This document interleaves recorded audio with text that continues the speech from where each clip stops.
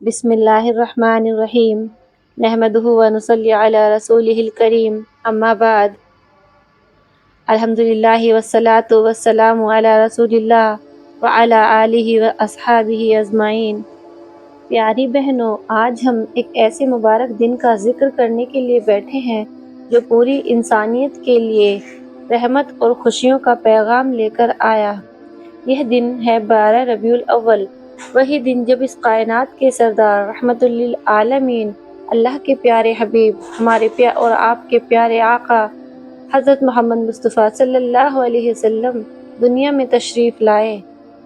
پیارے نبی صلی اللہ علیہ وسلم کی آمد انسان کے لیے رحمت۔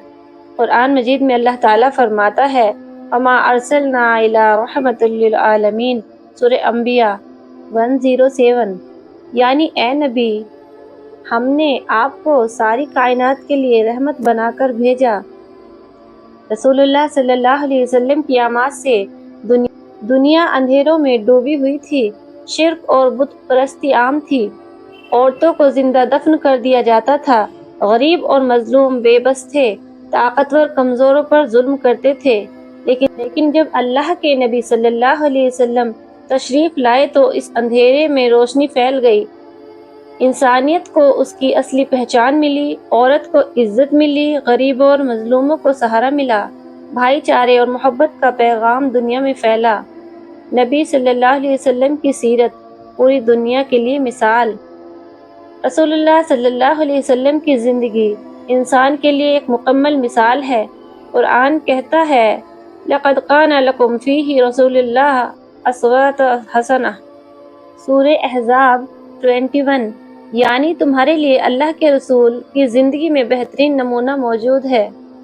رسول اللہ صلی اللہ علیہ وسلم نے کبھی کسی پر ظلم نہیں کیا، ہمیشہ سچ کہا، امانت میں خیانت نہیں کی، اپنے دشمنوں کو بھی معاف کر دیا۔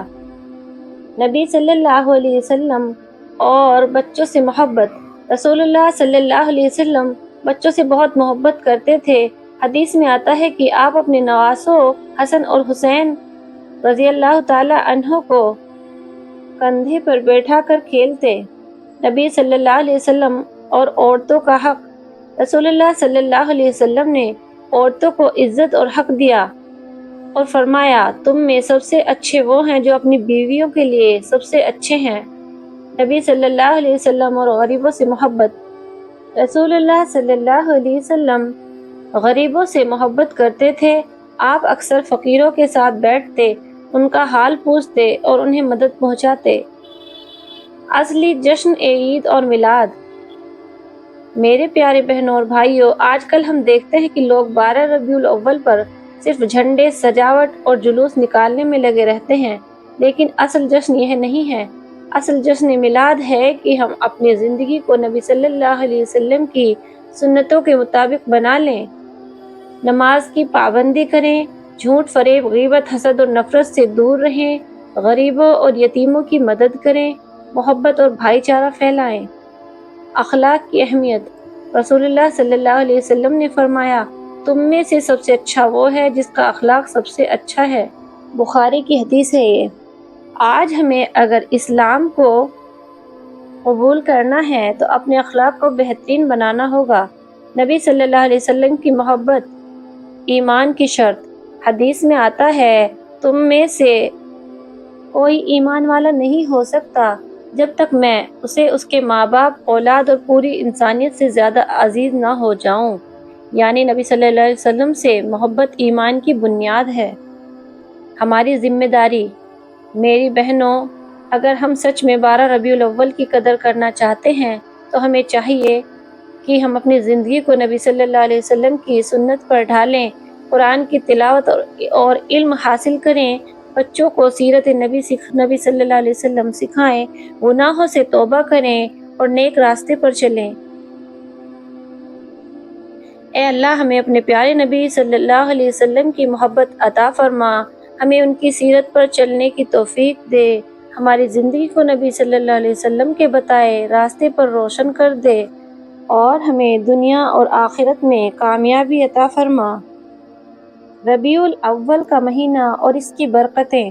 الحمدللہ، ہم سب پر اللہ تعالیٰ کا کرم ہے کہ اس نے ہمیں ربیع الاول کا مبارک مہینہ عطا فرمایا۔ یہ وہی مہینہ ہے جس میں ہمارے عزیز یہ مہینہ ہمیں نبی پاک محمد صلی اللہ علیہ وسلم کی پیدائش کی یاد دلاتا ہے۔ یہ مہینہ ہمیں سورۃ النبی صلی اللہ علیہ وسلم پر عمل کرنے کی دعوت دیتا ہے۔ اس مہینے میں زیادہ سے زیادہ درود و سلام پڑھنا، قرآن کی تلاوت کرنا اور نیک کاموں میں وقت گزارنا بہت بڑا ثواب ہے۔ پیارے نبی صلی اللہ علیہ وسلم کی سیرت کو پڑھیں اور اپنی زندگی میں عمل کریں۔ درود شریف کی کثرت کریں، غریبوں، یتیموں اور مجبوروں کی مدد کریں، گناہوں سے توبہ کریں اور نیکیوں کی طرف رخ کریں۔ اللہ ہمیں زیادہ دین کو سمجھنے اور اس پر عمل کرنے کی توفیق عطا فرمائے۔ پیارے نبی صلی اللہ علیہ وسلم کی سنتوں پر چلنے کی توفیق عطا فرمائے۔ آمین۔